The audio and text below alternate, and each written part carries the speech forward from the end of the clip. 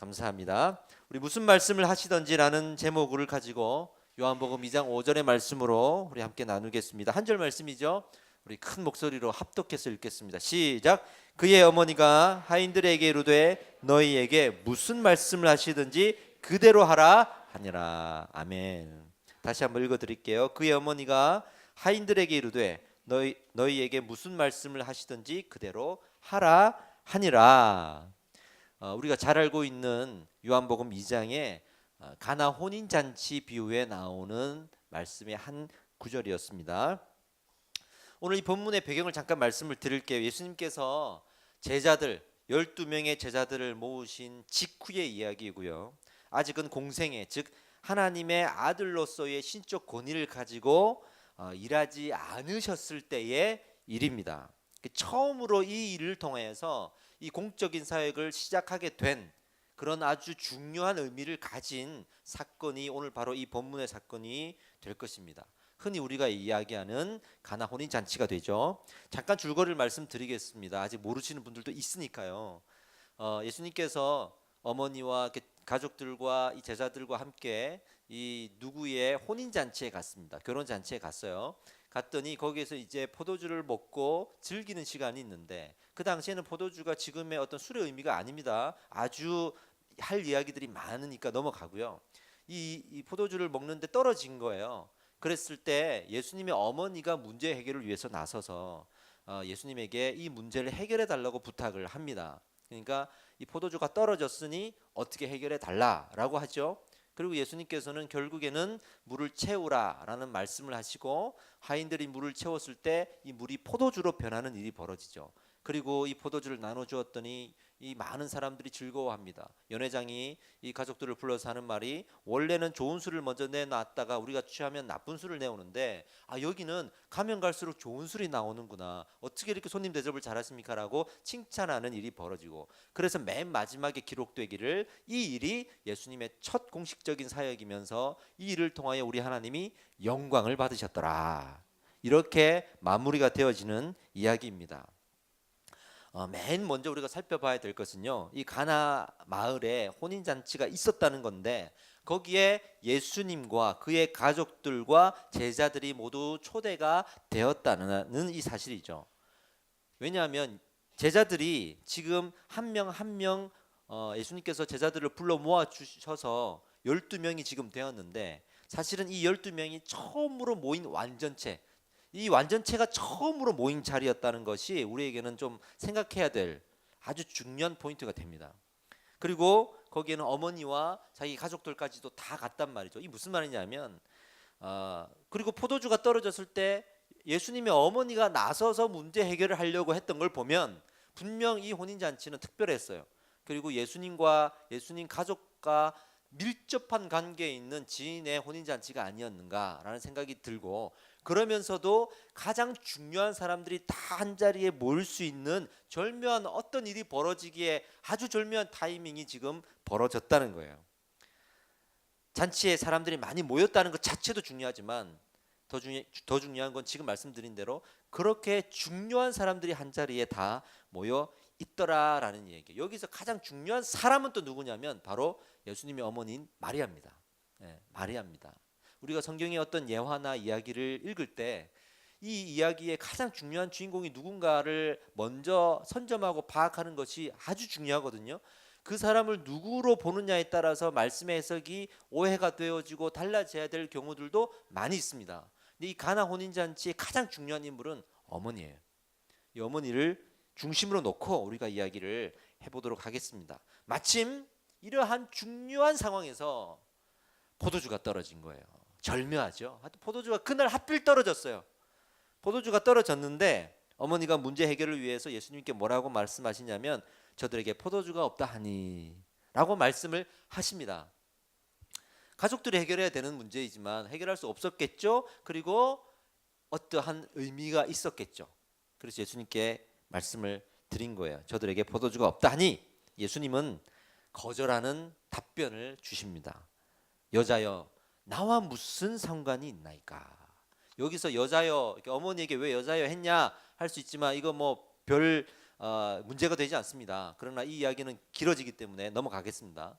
어쨌든 이 일이 나하고 무슨 상관이 있습니까? 라고 거절하듯이 지금 말씀을 하셨다는 거예요. 이 모자 간에 불꽃 튀는 이 긴장감이 지금 보여지기 시작하는 거죠. 그렇죠. 좀 해결하십시오. 그랬더니 나와 무슨 상관이 있습니까? 라고 말씀을 하시는 것 같아요. 어머니가 왜 예수님께 문제 해결을 부탁을 했을까요? 그 이유도 알고 보면 참 우리에게 재미있습니다. 그리고 많은 교훈을 던져줍니다. 어머니는요, 예수님이 하나님의 아들이심을 알고 계셨어요. 알고 계셨습니다. 하나님의 아들로서 어떤 일을 공식적으로 시작할 시점이 거의 다가왔다는 것도 알고 계셨습니다. 때가 왔다라는 어떤 마음을 갖고 계셨기 때문에 이 문제 해결을 예수님께 가져갔던 거예요. 어머니가 어떻게 알고 있었냐고요? 누가복음 1장에서 2장을 보면 어느 친척 관계인 두 여인이 6개월 차이를 두고 각각 임신을 하는 이야기가 나오는데 그 여인들이 바로 엘리사벳과 마리아입니다. 엘리사벳을 통해 세례 요한이 태어나고 마리아를 통해 예수님이 태어나죠. 그러니까 세례 요한과 예수님도 알고 보면 친척지간인 거예요. 그런 이야기가 등장하는데 중요한 건 거기에서 두 여인에게 모두 천사가 나타나서 이 아이가 어떤 비밀이 있는지를 알려주게 됩니다. 그 중에서 마리아에게는 이 아이가 하나님의 아들인 것을 말하게 되죠. 그리고 이 두 여인이 만나서 3달 동안 같이 지내면서 서로를 축복하고 하나님을 찬양하는 일들이 이 누가복음 1, 2장에 계속 나옵니다. 더 나아가서는 예수님이 태어나실 때 동방박사들이 찾아와서 그 의미를 다시 한번 확인시켜 주죠. 그러니 이 마리아는 이미 알고 있었던 거예요. 그리고 마리아가 그 누가복음 2장 19절에 우리 잠깐 말씀을 띄워줄까요? 한번 읽어봅시다. 시작. 마리아는 이 모든 말을 마음에 지키어 생각하니라. 이게 동방박사가 와서 확증을 준 이후에 그 말을 마음에 이렇게까지 지키고 생각하고 있었다라는 것을 기록한 거거든요. 그러니 이 마음들이 계속 있었기 때문에 예수님이 누구신지, 예수님이 어떤 일을 행하실 것이고 시점이 어느 정도 다가왔다라는 이 마음을 갖고 있었던 거예요. 할렐루야. 대단한 여인입니다. 정말 대단한 여인입니다. 이런 상황에서 때가 이때임을 확신하게 될 수밖에 없는 또 다른 증거들이 또 있습니다. 재밌죠? 이렇게 생각하면 당시 예수님의 나이가 30세예요. 30세가 왜 중요하냐면 유대인에게는 이 30세가 완전히 성숙했다라는 의미를 던져줘서 30세가 되면 어른으로 이제 인정하게 되고요. 구약에도 보면 회막을 지키는 사람들, 회막에서 일하는 사람들의 나이가 최소 30세부터입니다. 그러니까 어떠한 공적인 일을 시작하기에 역사적으로, 전통적으로, 그리고 성경에서도, 그리고 당시 문화에서도 30세가 주는 의미는 아주 깊은 거예요. 그래서 예수님이 30세가 되었을 때 어떠한 공적인 일이 시작될 것이다라는 생각을 할 수밖에 없는 문화들도 있었죠. 여기에다가 예수님께서 이 가나 올인 잔치에 오기 전에 어떤 일이 있었냐면 세례 요한에게 세례를 받으셨어요. 그리고 비둘기가 성령이 비둘기처럼 임한 것을 봤죠. 그리고 나서 제자들을 불러 모으셨는데 그 불러 모은 12명의 제자가 한 자리에 다 모여 있는 거예요. 누가 봐도 지금 이 자리가 아주 중요한 자리고 때가 왔다라고 생각될 수 있는 근거들이 많이 있죠. 여기서부터 아주 흥미진진한 이야기가 이제 벌어집니다. 포도주가 떨어졌나이다 라고 어머니가 건의를 드렸더니 예수님께서 거절했죠. 여자여 나와 무슨 상관이 있나이까. 그랬더니 어머니는 그것을 들었음에도 불구하고 계속 일을 진행을 합니다. 하인들에게 가서 무슨 말씀을 하시든지 그대로 하라 라고 지시합니다. 거절했는데, 그리고 예수님은 거절하셨잖아요. 근데 어머니의 말을 결국 들어줍니다. 그래서 물을 채우라 하십니다. 뭔가 지금 간단하게 서술되어 있는 대화지만 그 사이에는 뭔가가 지금 주고받는 의미들이 있는 거예요. 다시 정리해 드릴게요. 포도주가 떨어졌나이다. 여자여 나와 무슨 상관이 있나이까. 이분이 무슨 말씀을 하시든지 그대로 하라. 물을 채우라. 이렇게 된 거예요. 이거 어디서 많이 보던 패턴이에요. 이거 어디서 많이 보던 패턴이에요. 성경에 이런 패턴이 아주 중요한 패턴인데 이 패턴이 다른 데 나옵니다. 어디에 나오냐면요. 가나안 여인이 예수님을 찾아왔을 때 이 패턴이 나옵니다. 가나안 여인이 자기의 딸이 귀신이 들린 거예요. 죽어가고 있으니까 살려달라고 했으니까 찾아왔고, 예수님은 유대인들과 함께 어떤 집에 있었는데 와서 살려달라고 하니까 우리 예수님께서 뭐라 그러냐면, 자녀의 떡을 취하여 개들에게 던짐이 마땅하지 않다. 나는 이스라엘 자손들을 위해서 왔다라고 마치 거절하듯이 이야기했습니다. 그때 가나안 여인이 뭐라 그랬냐면, 거절했음에도 불구하고 주여 올소이다마는 개들도 주인의 상에서 떨어지는 부스러기를 먹나이다. 그러니 내게 은혜를 베풀어 주십시오라고 강권하고, 결국 예수님은 그 여인의 강권을 들어주셔서 내 믿음이 크도다, 내 소원대로 되리라. 할렐루야. 이 말씀을 주신 이 패턴 말이죠. 이게 곡에 나온다고. 예수님께서 어떠한 일이든지 본인에게 찾아온 사람을 거절한 일이 거의 없으신데, 정말 딱 한 번 거절했다 그러면 이 가나안 여인의 이야기거든요. 근데 이 패턴이 사실은 처음에 자기 어머니와의 대화 속에서 지금 나왔다는 거예요. 이게 너무 중요한 겁니다. 이게 너무 중요한 겁니다. 이게 오늘 말씀의 정말 핵심 포인트입니다. 이 패턴이 여러분들의 삶에 있어지기를 축복합니다. 네. 믿음의 여인이 자기의 믿음을 예수님께서 기념하겠다라고 할 만큼의 그 믿음이 드러나게 되는데, 그때 등장하는 패턴이 아주 흔하지 않는 패턴이에요. 진짜 믿음은 예수님의 거절 앞에서도 포기하지 않는다는 거예요. 예수님의 그 말씀 앞에서도 시험 들지 않고 오히려 믿음을 보인다는 거예요. 예수님은 간절히 구하는 이들을 거절하지 않습니다. 그걸 아는 거예요. 할렐루야. 마리아에게 왜 이런 믿음이 있었냐고요? 아까 우리 읽었죠? 마음에 지키어 생각하니라. 동방 박사들이 찾아와서 그것을 확증시켜 주었을 때, 지금까지 있었던 모든 일들, 천사가 했던 일들, 그죠? 동방 박사의 얘기들, 이 모든 일들을 마음에 새기고 지키고 있었다라는 거고, 그것 때문에 예수님께 이 말씀을 할 때에도 강력한 믿음이 생길 수가 있었던 거예요. 어떤 말씀을 하시든지 때가 왔다라는 확신까지 있고, 어떤 말씀을 하시든지 믿음으로 진행시켜 나가는 거예요. 이것이 우리가 이 마리아의 믿음의 근원이었다라고 배울 수가 있습니다. 무슨 말씀을 하든지 그대로 하라. 그래서 이렇게 거절된 상황에서도 이 마리아가 이 고백을 할 수가 있었던 거예요. 확신에 찬 하나님의 사람의 위용입니다. 이게 확신에 찬 하나님의 사람의 위용. 우리 믿는 자의 최대 유혹이 무엇입니까? 듣고 싶은, 원하는 말씀만 우리가 가려서 듣는다는 것, 그렇게 하고 싶다라는 것, 이런 유혹이 있죠. 또 하나는 하나님이 안 돼, 하지 않았어요, 세상이 안 돼 하는 목소리에조차 먼저 쓰러지고 포기해버린다는 거예요. 확신 있는 사람들은 그 말씀 자체를 믿습니다.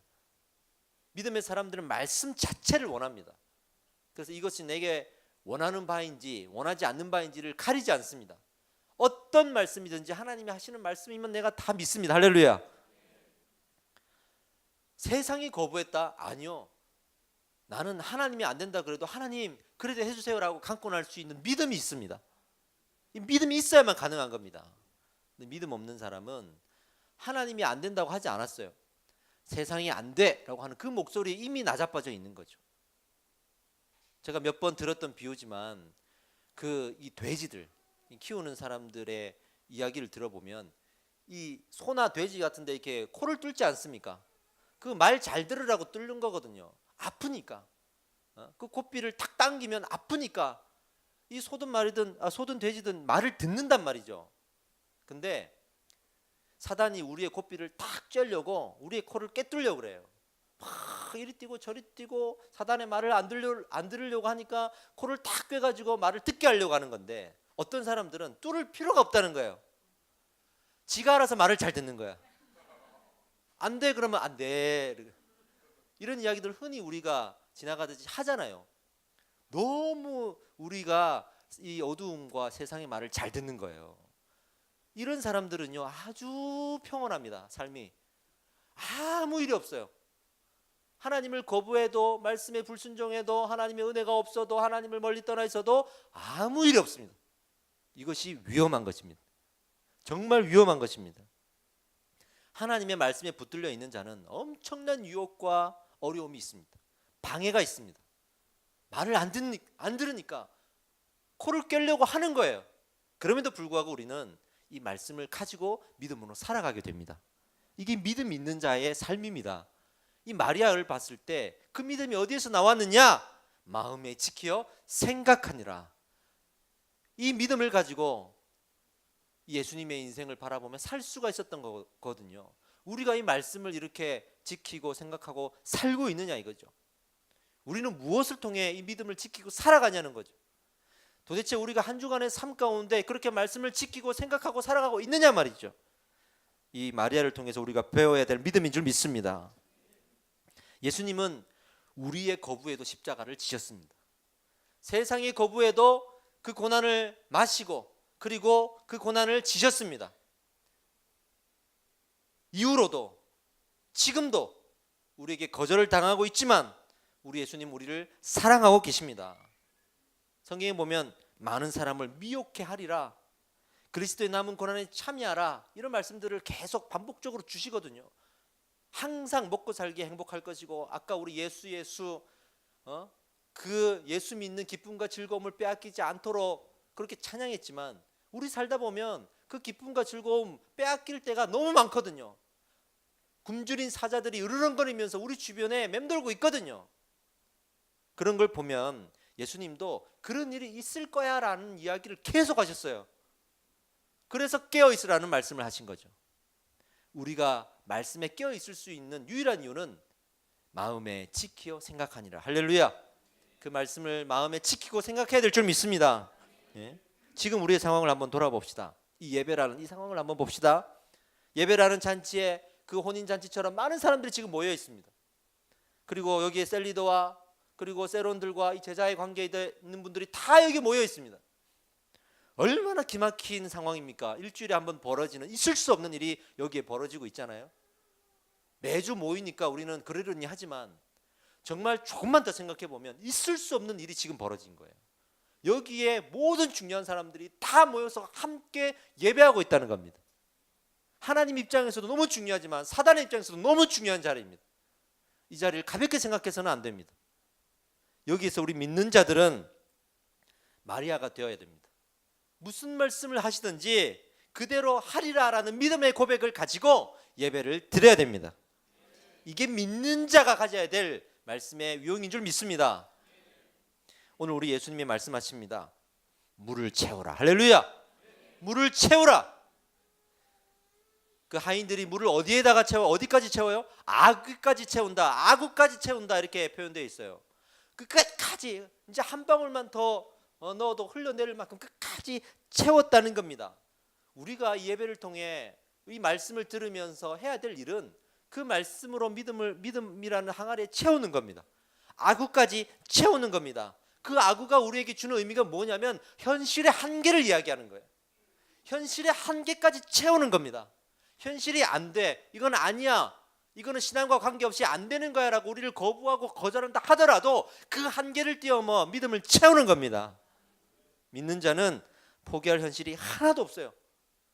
이 땅에 포기하고 좌절할 현실이 아무것도 없어요. 모든 것, 사소한 것 하나하나라도 믿음으로 채울 수밖에 없습니다. 믿음 있는 자는 그렇게 보입니다. 할렐루야.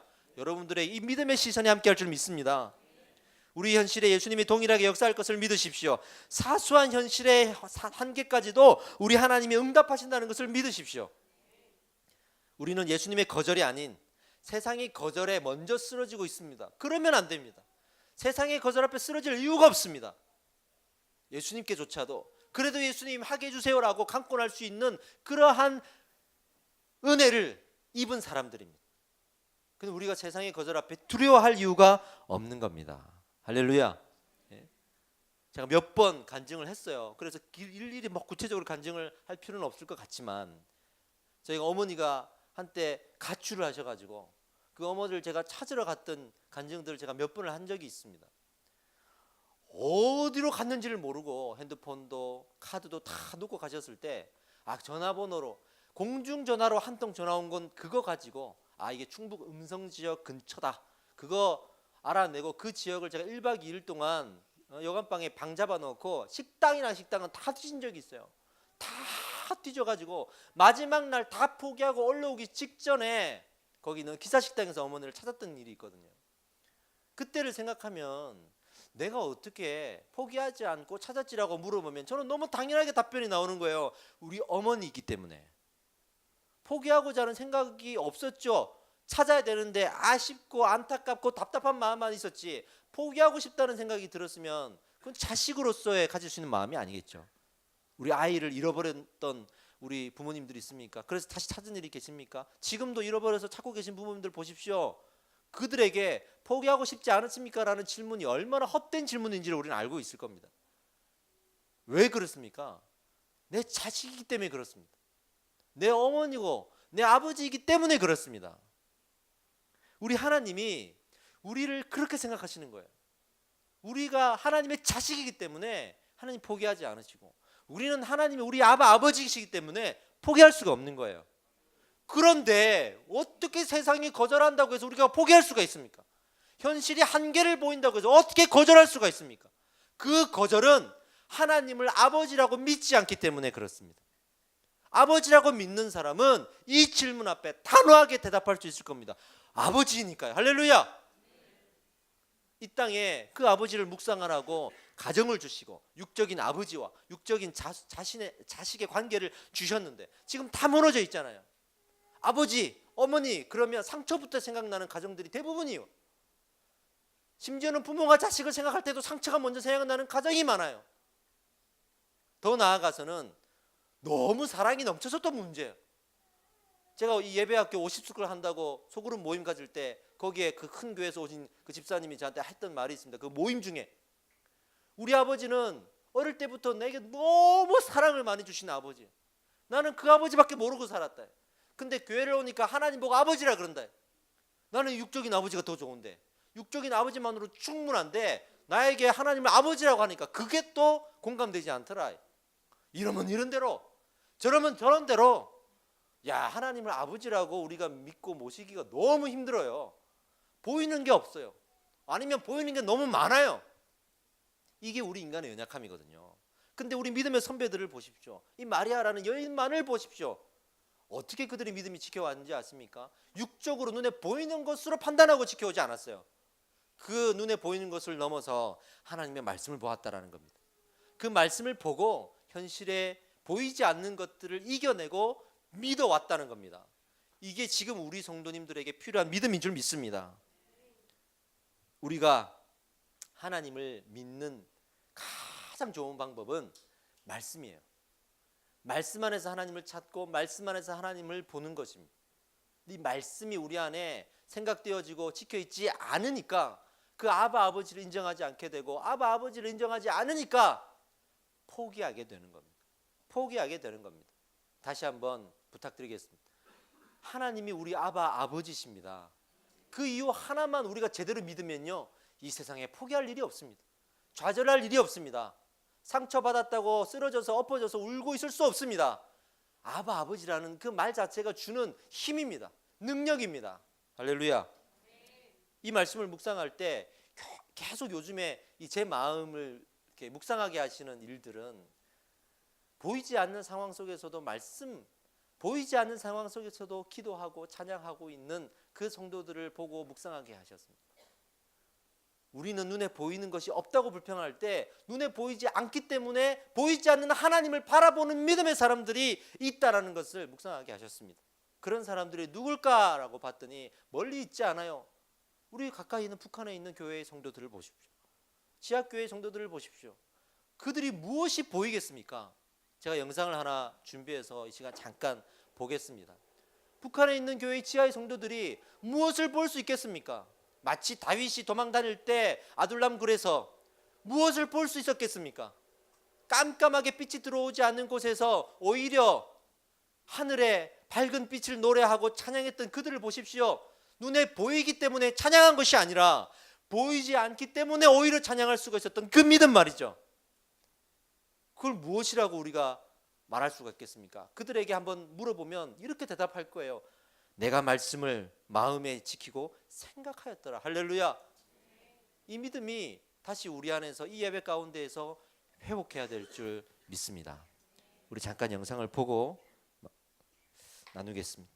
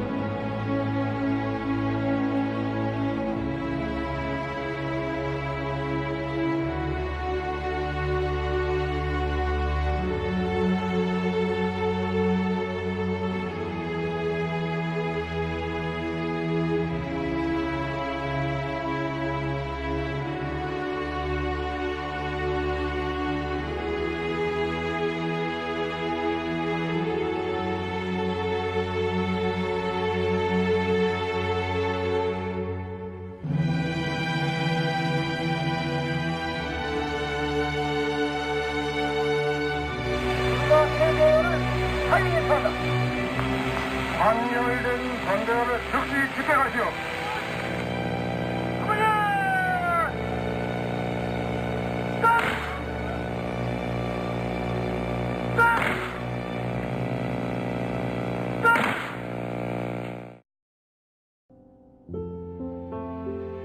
아버지요, 교회가 다 무너졌습니다. 이제 양 바르고 피달리 바르고 삿판을 아버지 교회 다 무너진 이때에 아버지 다시금 신론과 진리에 법된 교회가 살아나게 하시는 오늘날 얼마나 많이 숨겨있습니까? 피에 기초가 되고 십자가의 그리스도의 표가 아버지요 구원의 표가 되어서 이 민족을 아버지요 이것을 바르시게 하시려고 아버지 역사하는 역사에 일선이 야들이 맞았습니다. 아버지 사랑합니다. 아버지 원된 교회 피로서 신부의 피사람들이 오늘 다 살아있고 아버지 보관하시고 역사하시는 주의 보혜사가 나타나시길 합니다.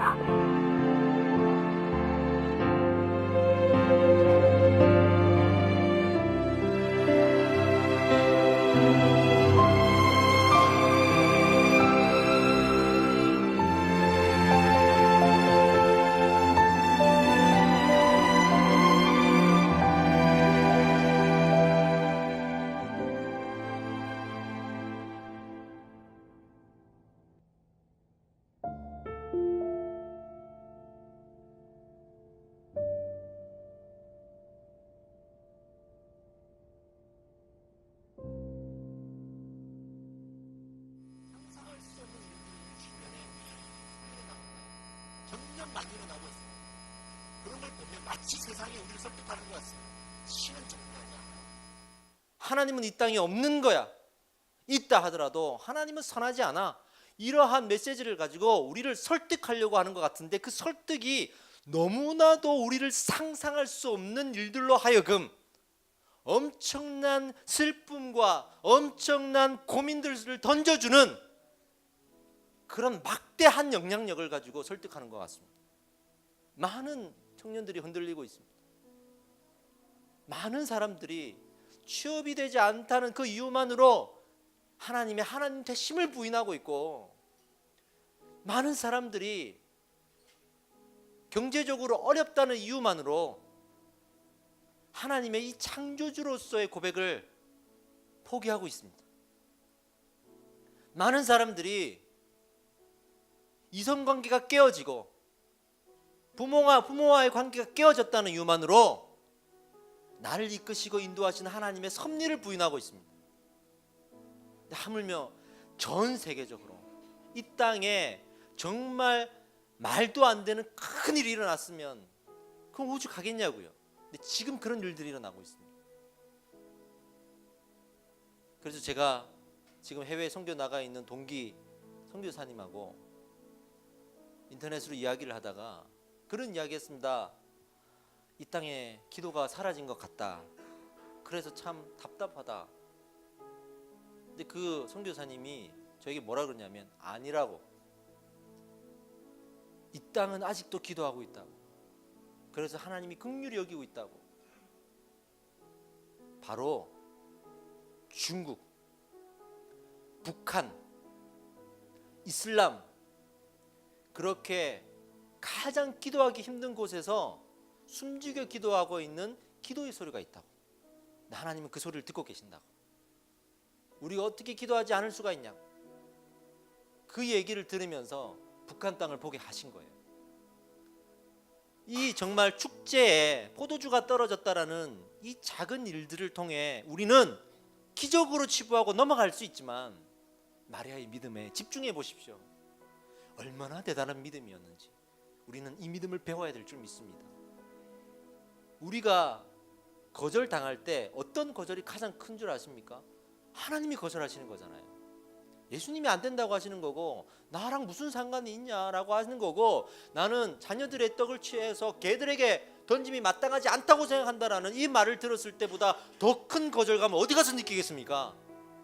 세상이 거절해도 하나님은 주실 거야라고 달라붙는 게 우린데, 그런 말을 들었을 때 얼마나 큰 거절감을 느끼겠습니까? 그런데 우리 하나님 마치 이러한 일들이 자주 있지 않았어요. 이 딱 2번 정도에 있는 이 일들을 통해서 기념하라고 말씀하셨던 것처럼 이러한 정도까지 우리의 믿음을 요구하시는 거예요. 이거는 구약의 아브라함이 이삭을 드렸을 때 그 번제일과 저는 동일하다고 생각합니다.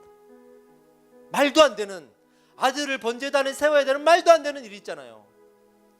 그럼에도 믿음으로 나아갔던 아브라함처럼, 말도 안 되게 예수님께서 거절하셨음에도 믿음으로 나왔던 이 여인들처럼, 지금도 이 세상의 말도 안 되는 거절 앞에서도 믿음을 가지고 나아가는 우리 믿음의 성도님들처럼, 그렇게 우리 하나님은 기독교의 역사를 만들어가고 계십니다. 그렇게 이 땅의 마지막을 준비하고 계십니다. 주일 아침에 오셔서 이 무거운 말씀 듣고 가시기 부담스러우시겠죠. 그러나 반드시 기억하셔야 됩니다. 우리의 이런 부담도 이 세상을 향한 하나님의 계획 앞에서는 참고될 것이 없습니다. 참고될 것이 없습니다. 지금 하나님은 이런 기도를 원하시고, 그렇게 여러분들 앞에 기도를 듣기를 원하십니다. 이 믿음을 가지고 살아내는 성도들을 보기를 원하십니다. 이 북한 땅에서 기도하는 이 할머니의 목소리를 꼭 기억하십시오. 우리는 기도하지 못할 것이 없습니다. 기도하지 못할 상황도 없습니다. 어떠한 상황도 이보다 더할 수 없을 것입니다. 그러나 그런 상황에서 기도하는 이 목소리를 기억하십시오. 그 기도가 저는 이 땅을 하나님의 긍휼 가운데로 인도하고 있다고 믿습니다. 하박국 시절에 그렇게 예배가 풍성하게 부유하게 올려드려졌어도 내가 너희 절기를 받지 않겠다고 하신 하나님의 이 음성을 기억하십시오. 우리가 환경 탓하고 여건 탓하고 기도하지 않았다가는 큰일 납니다. 큰일 납니다. 저는 오히려 그런 선교사님들의 이야기를 들으면서 반성하게 돼요. 아, 이분들은 생각이 다르더라고요. 우리는 북한 땅을 긍휼히 여기고 있지만 북한 땅에서 기도하고 있는 사람들은 우리를 긍휼히 여기고 있는 거예요. 그들에게 돌아오라, 그들에게 탈출해라고 말해도 거기서 죽으나 여기서 죽으나 나는 이 땅을 위해서 기도하고 죽으려 한다라고 다시 들어가시는 분들이 아직도 많다고 하거든요. 그분들이 볼 때는 우리가 긍휼히 여김을 받아야 될 사람들이 얼마나 우리가 불쌍하게 보이겠습니까? 우리는 기도의 자리로 나아가고 말씀을 붙들고 살아가야 될 줄 믿습니다. 지금 당장 눈앞에 보이지 않는 것들에 불평하지 마시고, 일어나지 않는 일들, 해결되지 않는 문제에 대해서 우리가 하나님을 원망하기보다 눈에 보이지 않아도 우리가 믿음으로 나아갈 때 반드시 유일하게 우리에게 힘이 되어주는 이 말씀으로 나아가시기 바랍니다. 오늘 이 믿음을 가지고 다시 한번 한 주간 승리하실 줄 믿습니다. 이 시간 우리 기도할 텐데요, 하나님 이 믿음을 허락하여 주시옵소서. 무슨 말씀을 하시든지 내가 듣겠습니다. 무슨 말씀을 하시든지 말씀, 하나님 주시는 그 말씀 자체에 내가 너무나 갈망합니다. 너무나 갈급합니다. 나의 이 어떠함을 고려하지 않으시고 하나님께서 말씀하여 주시면 나는 그 말씀 안으로 달려가겠습니다. 이 말씀을 지키고 생각하며 살아가겠습니다. 이 믿음을 하나님께 구하고 간절히 기도하겠습니다. 주여 한번 외치고 기도합시다. 주여! 할렐루야! 우리 하나님 이 말씀을 기대어 우리가 살아갈 수 있는 줄 믿습니다. 다른 것으로는 의지할 수 없고 다른 것으로